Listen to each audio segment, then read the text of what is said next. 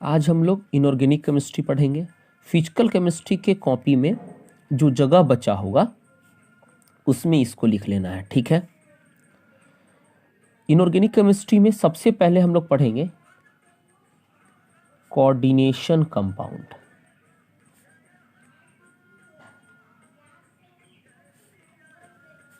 Inorganic chemistry का हम पहला चैप्टर आपको पढ़ा रहे हैं। कहने को पहला चैप्टर तो मेटलर्जी है जो सीबीएसई बोर्ड हटा चुका है, लेकिन हम सबसे पहले कोऑर्डिनेशन कंपाउंड पढ़ा रहे हैं, ठीक है। कोऑर्डिनेशन कंपाउंड नाम क्यों पढ़ा है इसका बउआ? आपको मैंने 11 में पढ़ाया था bond, ionic bond, covalent bond और कोऑर्डिनेट बॉन्ड। इस कंपाउंड में कोऑर्डिनेट बॉन्ड होता है। कौन सा बॉन्ड होता है? कोऑर्डिनेट बॉन्ड, ठीक है। इसीलिए इस कंपाउंड को क्या कहते हैं? Coordination compound.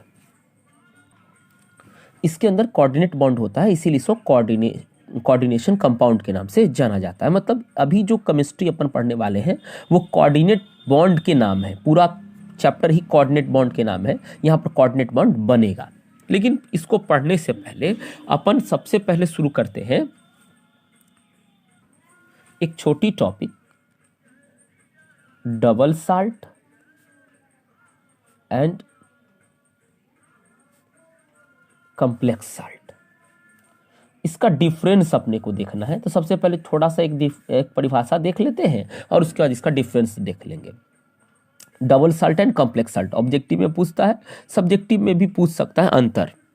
तो सबसे पहले देखते हैं डबल साल्ट, ठीक है। चलिए देखते हैं परिभाषा डबल साल्ट और कॉम्प्लेक्स साल्ट की। एक एग्जांपल से समझते हैं, आपको समझ में आ जाएगा। मैं एक कंपाउंड ले रहा हूं KCl MgCl2 6s2।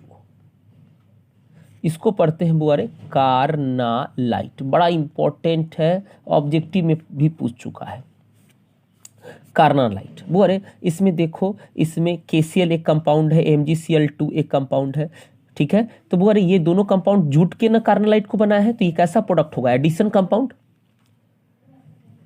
ये एडिशन है ना, ये कंपाउंड अलग है KCl, ये कंपाउंड अलग है, दोनों आपस में जुड़ा है, तब ना इस डबल साल्ट का फॉर्मेशन कर रहा है। इसीलिए डिफिनीशन में पहला चीज लिखा है एडिशन कंपाउंड, ठीक है। ये डबल साल्ट या कॉम्प्लेक्स कंपाउंड, कॉम्प्लेक्स कंपाउंड को ही कोऑर्डिनेशन कंपाउंड भी कहते हैं बउआ। तो डबल साल्ट हो तब या कॉम्प्लेक्स कंपाउंड हो तब दोनों कैसा प्रोडक्ट होगा, कैसा कंपाउंड होगा? एडिशन, ठीक है, याद रखिएगा। ये रहा कार्नालाइट का फॉर्मूला। कार्नालाइट को जब कार्नालाइट सॉलिड स्टेट में इस फॉर्म में रहता है, ठीक है बुआ, KCl MgCl2 6s2 कार्नालाइट है। लेकिन जैसे ही इसको पनियावा में डालिएगा ना, किस में डाल दीजिएगा? पानी में, वाटर लिक्विड फॉर्म में पानी में डाल दीजिएगा, तो बुआ आप तो जानते ही हैं ये आयनिक बॉन्ड टूट जाएगा, K+Cl- बना देगा, यहां से Mg+2Cl- बना देगा। मतलब पानी में जैसे ही डालिएगा, डिजॉल्व फॉर्म में जैसे ही डालिएगा, तो ये आयन अलग, ये आयन अलग, ये आयन अलग, ये आयन अलग। क्या पानी में डालने के बाद ये कार्नालाइट रहा? नहीं। अब ये पोटासियम आयन हो गया, क्लोराइड आयन हो गया, मैग्नीशियम आयन हो गया, क्लोराइड आयन हो गया। होगा कि नहीं हो गया? आयन में फॉर्म हो गया। लेकिन सॉलिड स्टेट में ये क्या था? कार्नालाइट।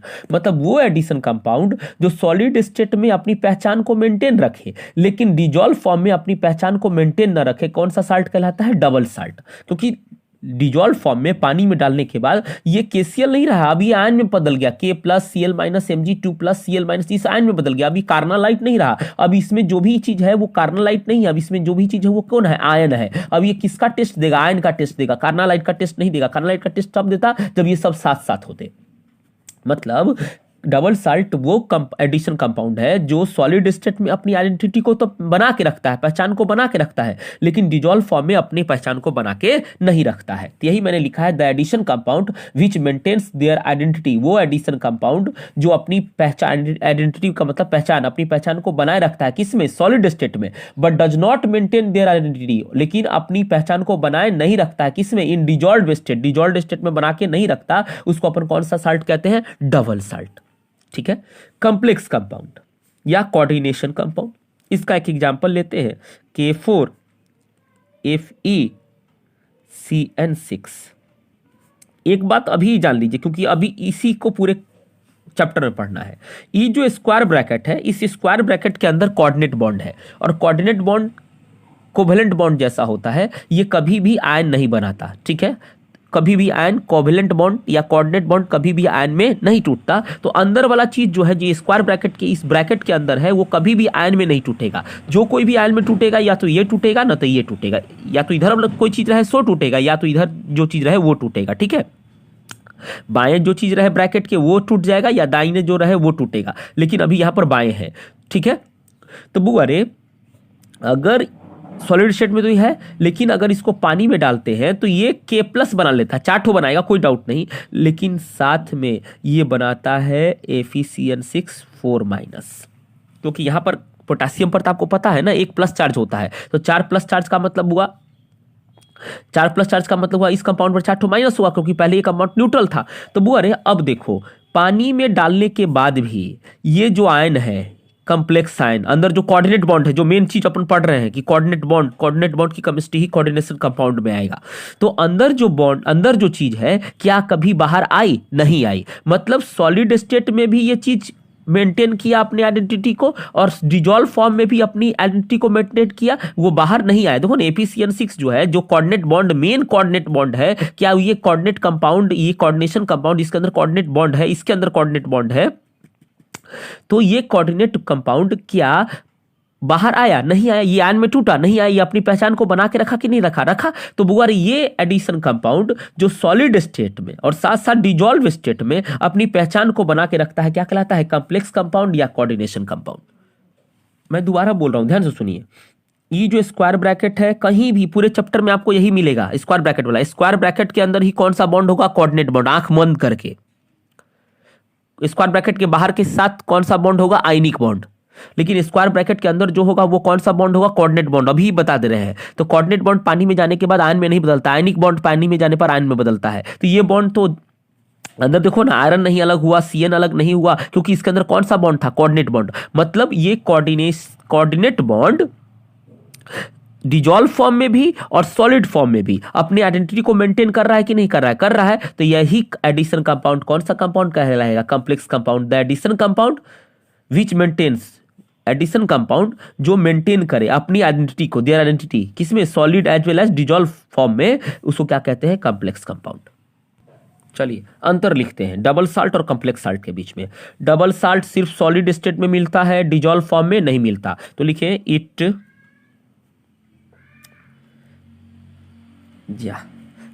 एग्जिस्ट्स इन सॉलिड, बोले तो या तो क्रिस्टलाइन फॉर्म ओनली, ये खाली सॉलिड स्टेट में मिलता है, डिजॉल्व फॉर्म में नहीं मिलता। ये दोनों में मिलता है, कॉम्प्लेक्स तो दोनों में मिलता है। It exist in crystalline and dissolve form both. ठीक है बुआ रे, ये जब टूटेगा तो सिंपल आयन देगा K प्लस Cl माइनस, लेकिन जब ये टूटेगा तो ये कॉम्प्लेक्स आयन देगा जिसके अंदर बहुत सारी चीजें हैं, है ना। तो it gives simple ion, it gives at least, कम से कम एक तो कॉम्प्लेक्स आयन देगा। ये भी सिंपल आयन देगा, लेकिन कम से कम एक तो कॉम्प्लेक्स आयन देगा ही देगा। It gives at least one complex ion. Complex ion क्यों कर रहा है? क्योंकि इसके अंदर कोऑर्डिनेट बॉन्ड अवेलेबल है, ये आयन में नहीं टूटा है, ये अंदर वाला चीज आयन में नहीं टूटा है। तीसरा बात, ये अपनी आइडेंटिटी डिजॉल्व फॉर्म में लूज कर देता है, ये अपनी आइडेंटिटी डिजॉल्व फॉर्म में लूज नहीं करता। इट डज नॉट, ना इट लूजेज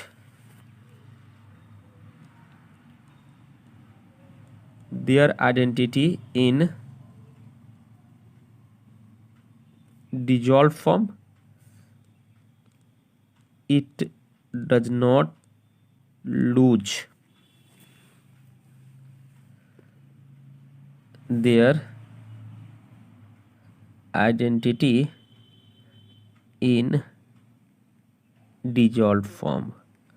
बोरे कोऑर्डिनेट बॉन्ड पहले भी था, कोऑर्डिनेट बॉन्ड अभी भी है, इसलिए अपनी आइडेंटिटी को मेंटेन करा है, छोड़ा नहीं है।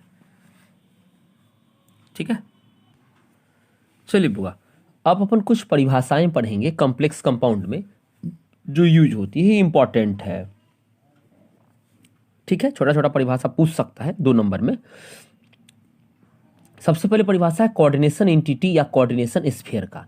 वो अरे अभी मैंने एक कंपाउंड का एग्जांपल दिया था K4FeCN6 का। तो वो अरे ये ब्रैकेट है ना, स्क्वायर ब्रैकेट है ना, स्क्वायर ब्रैकेट। इस स्क्वायर ब्रैकेट के अंदर आपको एक देख रहा है मेटल, आयरन। मेटल के बगल में जो चीज है उसको बोलते हैं लिगेंड। क्या कहते हैं? लिगेंड। कोऑर्डिनेट बॉन्ड बनाने में लिगेंड जो है, ये लिगेंड इलेक्ट्रॉन किसको देता है? मेटल को। किसको देता है? मेटल को। याद रखिएगा, कोऑर्डिनेट बॉन्ड बनाने के लिए लिगेंड जो है, लिगेंड, इसको क्या पढ़ते हैं? लिगेंड। आगे इसका भी परिभाषा बताएंगे। इसको क्या पढ़ते हैं? लिगेंड। और इसको क्या है? मेटल। ठीक है, तो कोऑर्डिनेट बॉन्ड बनाने के लिए लिगेंड जो है वो किसको इलेक्ट्रॉन का जोड़ा देता है, इलेक्ट्रॉन पेयर देता है? मेटल को। ठीक है, तो इस स्क्वायर ब्रैकेट के अंदर कथी कथी है? मेटल और लिगेंड। हाँ या ना? हाँ या ना? यही स्क्वायर ब्रैकेट के अंदर जो भी चीज उपलब्ध है उसको क्या कहते हैं? Coordination sphere. क्या कहते हैं? Coordination sphere. ठीक है, वो सब कुछ जो स्क्वायर ब्रैकेट के अंदर है वो क्या कहलाता है? कोऑर्डिनेशन स्फीयर या कोऑर्डिनेशन एंटिटी। तो लिखें, द स्पीसीज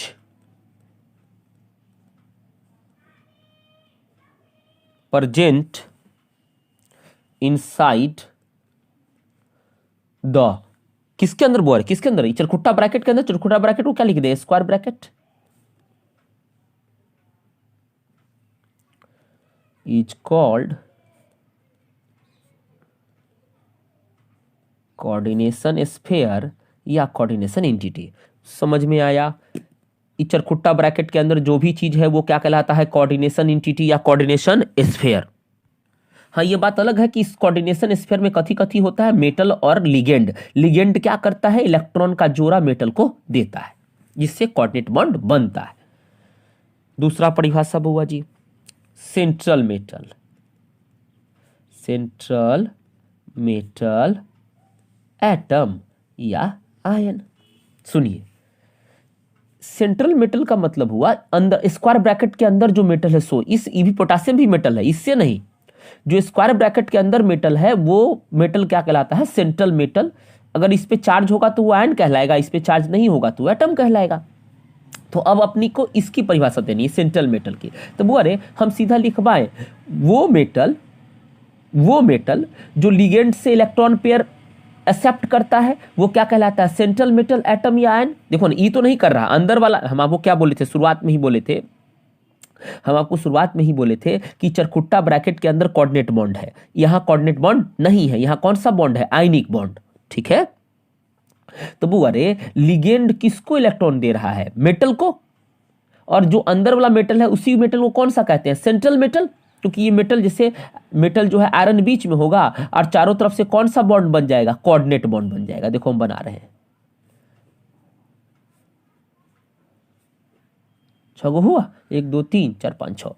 तो ये सेंट्रल है, तो ये लिगेंड से इलेक्ट्रॉन पेयर एक्सेप्ट कर रहा है। तो वो मेटल जो इलेक्ट्रॉन पेयर एक्सेप्ट करे किससे? लिगेंड से, क्या कहलाता है? मेटल। लिखवाएं परिभाषा,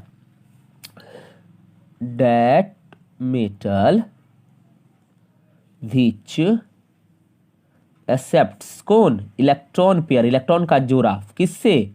from ligand is called central metal atom या आयन।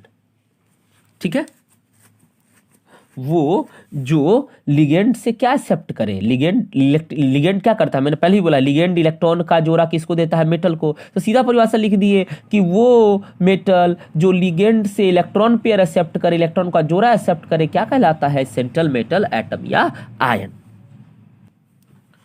तीसरा परिभाषा है लिगेंड, इंपॉर्टेंट है, VVI 101 स्टार, 5 नंबर में भी आ चुका है ये लिगेंड। चलिए इसकी परिभाषा देखते हैं। परिभाषा अभी निकल गया, तुम समझ में आ रहा है। तुम अभी मेटल की परिभाषा क्या दिया है कि वो मेटल जो लिगेंड से इलेक्ट्रॉन एक्सेप्ट करे क्या कहलाता है, मेटल, सेंट्रल मेटल। अब लिगेंड की परिभाषा देनी है, तो लिगेंड का परिभाषा निकल गया, वो स्पीसीज जो किसको इलेक्ट्रॉन पेयर दे, मेटल को, क्या कहलाता है, लिगेंड। नहीं समझा, फिर सुनो। हम मेटल की परिभाषा पहले देते हैं। वो मेटल जो लिगेंड से इलेक्ट्रॉन लेता है क्या कहलाता है, सेंट्रल मेटल। और लिगेंड की परिभाषा बोल सकते हैं, वो स्पीसीज जो मेटल को इलेक्ट्रॉन देता है क्या कहलाता है, लिगेंड। लेकिन थोड़ा सा इसमें थोड़ा चेंज करते हैं वो, अरे लिगेंड पर या तो माइनस चार्ज हो सकता है, या तो प्लस चार्ज हो सकता है, या तो लिगेंड न्यूट्रल हो सकता है। ये जो इलेक्ट्रॉन देने वाला है या तो इस पर माइनस चार्ज हो सकता है, या तो प्लस चार्ज हो सकता है, या तो ये न्यूट्रल हो सकता है। तो खाली परिभाषा में ये जोड़ते हैं, वो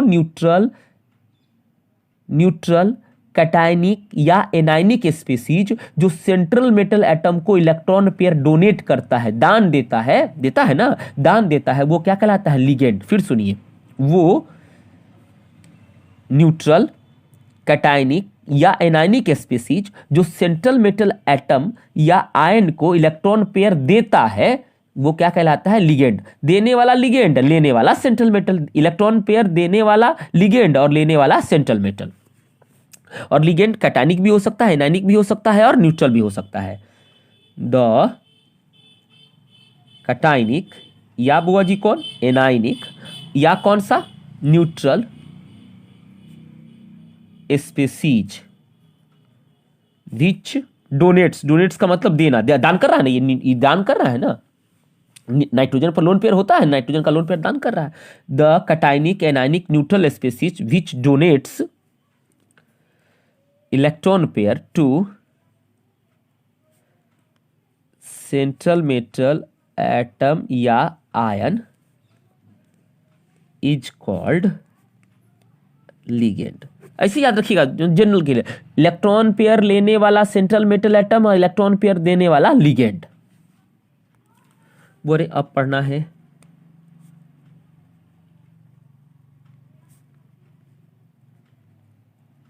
क्लासिफिकेशन ऑफ लिगेंड। कंपार्ट में 5 नंबर में आ चुका है ये ligand, what is ligand and classification of ligand. पूरे क्लासिफिकेशन ऑफ लिगेंड में हम पहला करते हैं on the basis of charge. किसके आधार पे, चार्ज के आधार पर पता ही चल गया, एक कैटायनिक होगा, एक एनायनिक होगा, एक न्यूट्रल होगा। वो लिगेंड जिस पे पॉजिटिव चार्ज हो कैटायनिक, वो लिगेंड जिस पे निगेटिव चार्ज हो एनायनिक, वो लिगेंड जिस पे कोई चार्ज ना हो न्यूट्रल। तो चार्ज के आधार पे लिगेंड के कितने टाइप, 3।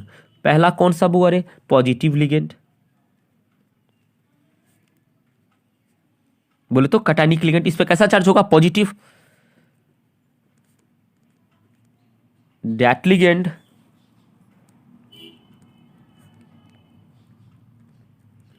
which contains कैसा charge, positive charge.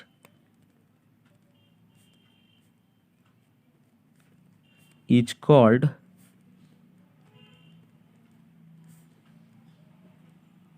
Positive ligand. इसके एग्जाम्पल में देख लीजिए, इसके एग्जाम्पल में NO+, इसको क्या कहते हैं आगे मैं आपको लिस्ट ही भेज रहा हूं, लिस्ट ही दे रहा हूं, तो घबराइएगा मत। बहुत सारा एग्जाम्पल है, NO+, NH2, NH3+, NO2+, ये सब पॉजिटिव लिगेंड, इस पर पॉजिटिव चार्ज है। दूसरा कौन सा बुआ है, निगेटिव लिगेंड, जिसको एनायनिक लिगेंड भी कह सकते हैं। तो बस बताने की जरूरत नहीं, इस पे कैसा चार्ज होगा, negative. That ligand which contains कैसा charge, negative charge, is called कौन सा लिगेंड बुआ जी, निगेटिव लिगेंड। एग्जाम्पल इसमें Cl-, Br-, और भी ले लो, SO4 2-, CO3 2-, EDTA 4 minus ETC। और तीसरा कौन सा, इसकी एग्जाम्पल घबराओ मत, एक लिस्ट ही भेज रहे हैं। Neutral ligand. कौन सा लिगेंड? Neutral ligand. इस पे कोई चार्ज नहीं होगा। That ligand which does not contain का स्पेलिंग गलत हो गया, which does not contain charge, नीचे लिखने में दिक्कत होता है। इज कॉल्ड कौन सा? न्यूट्रल। स्पेलिंग ऊपर लिखा है तुम समझ लेना, नीचे लिखने में दिक्कत होता है। एग्जाम्पल में आ गया CO, कार्बन मोनोऑक्साइड है बुआ, H2O, NH3, सब पर देखो लोन पेयर है का, इस पर लोन पेयर है, इस पर लोन पेयर है, इस पर लोन पेयर है। लोन पेयर है तो दान करेगा कि ना करेगा? करेगा ही। और एक ठो होता है सबसे भयंकर, इथिलीन डायमीन। देखो ना, इस पे दो नाइट्रोजन के पास है, ETC।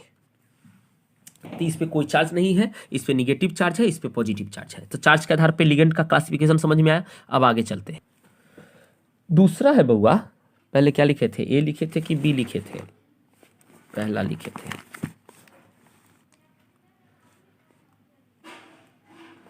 दूसरा, on the basis of donor atom. किसके बेसिस के आधार पे बुआ रे? डोनर एटम के बेसिस के आधार पे। दान करने वाला कितना एटम है, ठीक है? डोनर एटम, आप पता है ना, लिगेंड इलेक्ट्रॉन पेयर देता है, तो इलेक्ट्रॉन पेयर देने के आधार पे कितना एटम देने वाला है। जैसे हम रुक जाइए, हम पता, देखिए तो यहां पर एक ऑक्सीजन देने वाला है, कार्बन पर तो लोन पेयर होता नहीं, यहां पर ऑक्सीजन पर लोन पेयर है, यहां पर नाइट्रोजन पर लोन पेयर है। तो यहां सब जगह कितने डोनर एटम है? एक हाइड्रोजन तो देगा नहीं, हाइड्रोजन पर कोई लोन पेयर नहीं है। तो ये इस ऑक्सीजन पर कितना लोन पेयर है? लोन पेयर तो 2 गो है, लेकिन एटम कै गो है देने वाला? 1 गो ना, ऑक्सीजन है ना खाली देगा। यहां पर भी कै गो एटम देने वाला है? 1 गो। यहां पर भी नाइट्रोजन कै गो है देने वाला? 1 गो। लेकिन यहां पर कै गो नाइट्रोजन देने के लिए तैयार है? 2 गो, दोनों अलग अलग नाइट्रोजन, ठीक है? तो बुआ रे, इसके पास डोनर एटम कै गो है? 2 गो। इस सब के पास डोनर एटम कै गो है? 1 गो। तो इसी के आधार पे कितना डोनर एटम है, इसके आधार पे लिगेंड को फिर बांटा गया है कुछ भागों में। चलिए देखते हैं, सुनिए। जिसके पास एक डोनर एटम है उसको मोनोडेंटेंट कहते हैं, मोनो मतलब 1। जिसके पास 2 डोनर एटम है उसको कहते हैं बाइडेंटेंट। और जिसके पास 2 से ज्यादा है, मतलब 3, 4, 5, 6, 7 है, उसको सीधा डाल देते हैं पॉलीडेंटेंट में। मतलब ये बुआ जी कि डोनर एटम के आधार पे लिगेंड को कितने भागों में बांटा गया है? 3 भागों में, मोनोडेंटेंट, बाइडेंटेंट और पॉलीडेंटेंट। अगर एक डोनर एटम है तो मोनोडेंटेंट, 2 डोनर एटम है तो बाइडेंटेंट, और 2 से ज्यादा है तो किसमें चला गया? पॉलीडेंटेंट। लिखे पहला टाइप मोनोडेंटेट। डेंटेट का मतलब दांत होता है, मतलब देने वाला दांत। तो 1 को दांत है इसको देने वाला, तो इट कंटेन्स कितना donor atom? Only 1 donor atom, only 1 donor atom, ठीक है? एग्जाम्पल में Cl माइनस, Br माइनस, उसके बाद ले लीजिए आप, कौन ले लीजिए? CnS माइनस, उसके बाद आप ले लीजिए OH माइनस, ETC। दूसरा बाइडेंटेट, तो इट कंटेन्स कितना डोनर एटम बुआ जी? इट कंटेन्स 2 डोनर एटम, ठीक है? इसके अंदर कितने डोनर एटम होंगे बुआ जी? 2 डोनर एटम होंगे। कितने डोनर एटम? 2 donor atom. जैसे इसके एग्जांपल में आ जाइए, CO3 2 माइनस, C2O4 2 माइनस, ऑक्जेल्टो पढ़ते हैं इसको, फिर SO4 2 माइनस, ETC। सी में आप आ जाइए पॉलीडेंटेंट। पोली मतलब में जिसमें क्या होगा? 1 से ज्यादा, मतलब उल्टा बोल रहे हैं, 2 से ज्यादा, पोली dentate. It contains more than, कितना से ज्यादा, 2 से ज्यादा, 2 डोनर एटम। इसके अंदर 2 से ज्यादा डोनर एटम होता है। जैसे उसमें सबसे फेमस है, जैसे ये लिखते हैं, क्या फेमस है, सो ये वो लिखे थे इथिलीन डाइएमीन अभी जस्ट पहले। अब देखिए ध्यान से, नाइट्रोजन पर लोन पेयर है,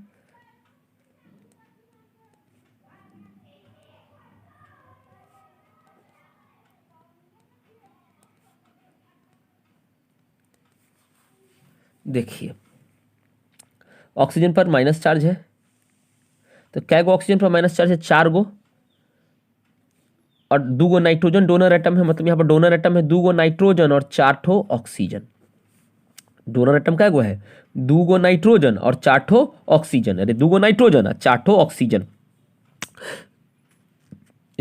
2 गो नाइट्रोजन और 4 ठो ऑक्सीजन। तो बुआ अरे बताओ इसके अंदर कै गो डोनर एटम हुआ, 6 गो, तो इसको बोलेंगे हेक्साडेंटेट। हेक्सा मतलब 6, हेक्साडेंटेट। इसका नाम क्या है, इसका नाम है इथिलीन,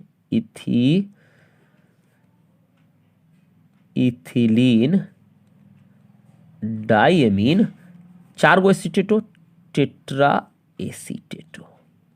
शॉर्टकट में इसको लिखते हैं EDTA, EDTA। कै गो चार्ज है इस पर, -4 गो, तो EDTA 4-।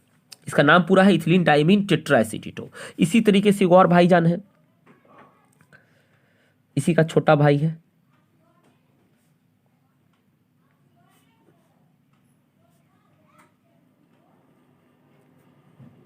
नाइट्रोजन है। नाइट्रोजन पे लोन पेयर होगा। अब बताइए, हाइड्रोजन तो देने से रहा, H- देता है, हाइड्रोजन नहीं देता है। तो नाइट्रोजन कै गो, 2 ठो नाइट्रोजन, और कै गो ऑक्सीजन, 1 2 3। तो यहां पर कै गो डोनर एटम है, 5 गो, तो पेंटाडेंटेट, पेंटाडेंटेट है ये, 5 गो डोनर एटम है, और इसका नाम है इथिलीन डाइएमीन। इसमें 4 गो एसीटेटो था, 1 2 3 4, इसमें कै गो एसीटेटो है, 1 2 3, तो ट्राई एसीटेटो, ठीक है। और इसका नाम, शॉर्ट नाम हो जाएगा EDTA, EDTA। कै गो चार्ज है, 3 ठो, तो 3-।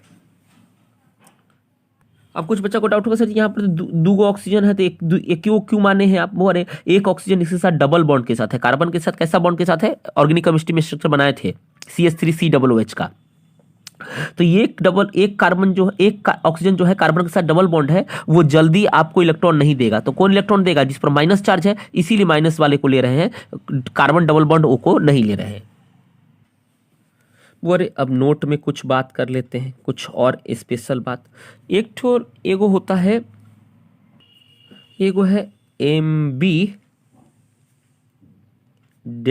लिगेंड।